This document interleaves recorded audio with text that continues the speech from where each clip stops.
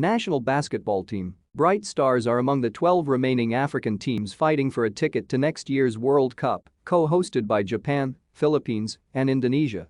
Bright Stars take on Senegal's Lions of Tereng on Friday in Window 4 of the Continental World Cup qualifiers that will run from 26 to 28 of August. The Window 4 competition marks the beginning of the second round that will see 60 remaining countries across the world continue to do battle as they look for a place in the 2023 World Cup. South Sudan and Côte d'Ivoire are the only unbeaten teams so far, but the second round will not be a walk in the park for them, and they need more efforts to triumph over the plenty of challengers waiting to knock them both off their places. Riding high at the top of the group thanks to their perfect 6-0 record that they carry through with them from the previous round are South Sudan, who head into Window 4 as the team to beat in Group F, reports Olympics.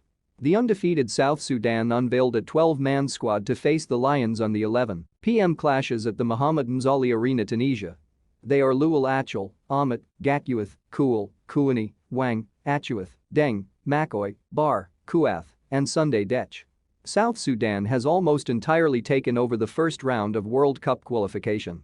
It was rated at the same rank as Cameroon and below Tunisia. At the same time, the squad won every game, including an away victory over Tunisia with an 8-point edge.